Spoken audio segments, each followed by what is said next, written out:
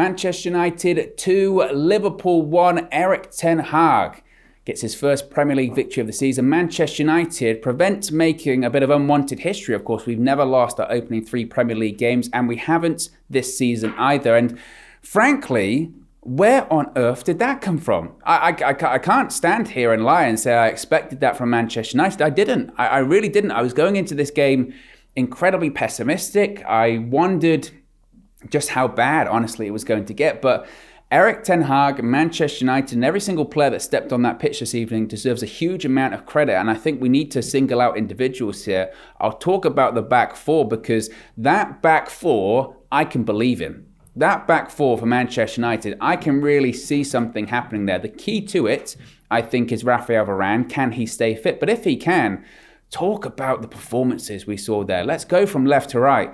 Tyrell Malacia. We had been kind of crying out a little bit with Luke Shaw's dip in form and some of his poor performances. Can Malacia get into the team? Should Malacia get into the team? I think Tyrell Malacia tonight just absolutely grabbed that left back spot and said, Luke Shaw, you're not having it back. He was sensational. I mean, I don't want to, overhype a young player that's come from the Eredivisie, from Feyenoord, but I thought he was absolutely fantastic tonight. He went up against Mo Salah, and by the way, Trent Alexander-Arnold, not just Salah, but Alexander-Arnold too.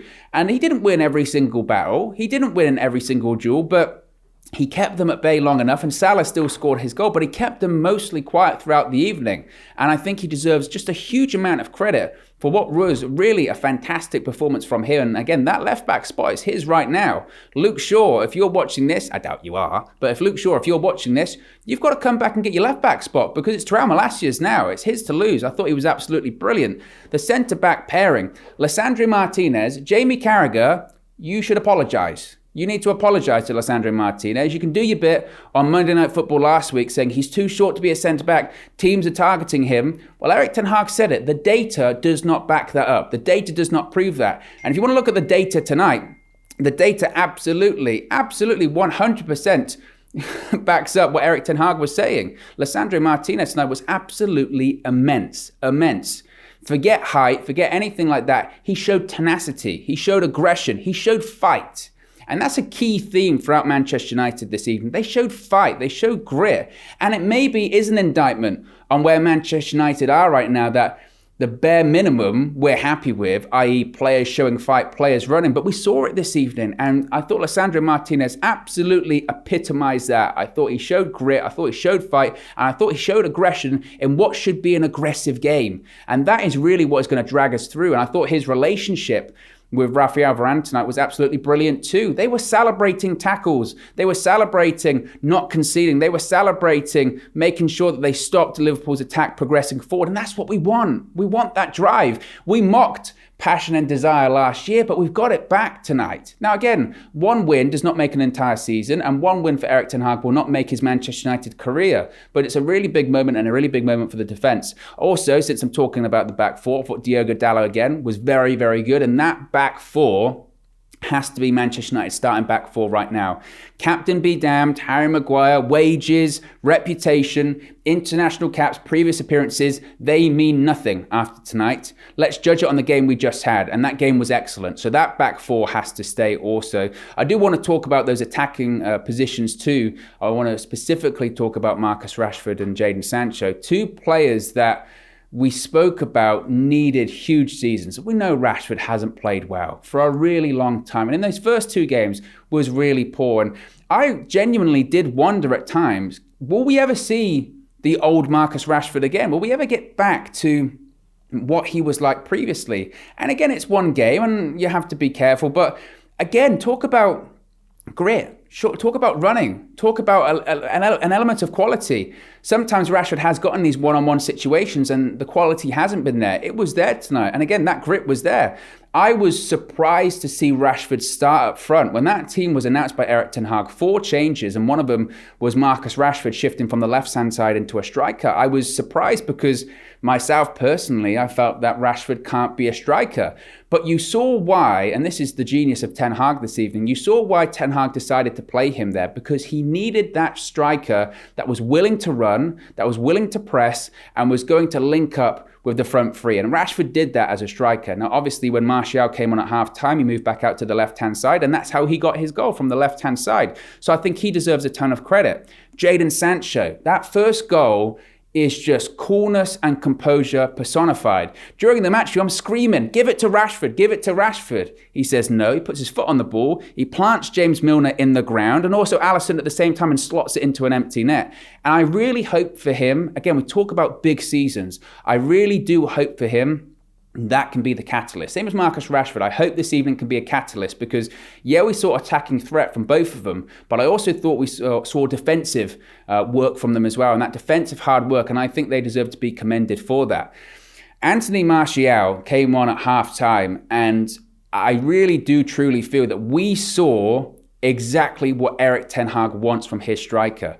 Now, there had been rumours before the game that Martial was going to start and Ronaldo would be benched. Obviously, that didn't happen. It was both Martial and Ronaldo on the bench. Ronaldo came on in the 85th minute in the end. But we saw this evening exactly why Ten Hag rates Anthony Martial.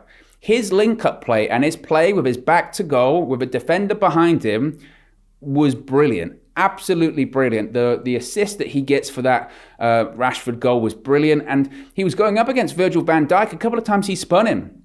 And this is meant to be a guy that has lost a yard of pace or is a little bit slower because he's bulked up a little bit. I really did think that his play, his hold-up play, is really underrated. You can talk about his composure and his finishing, but his hold-up play tonight was absolutely brilliant as well. The key thing for him is the same thing for people like Rafael Varane.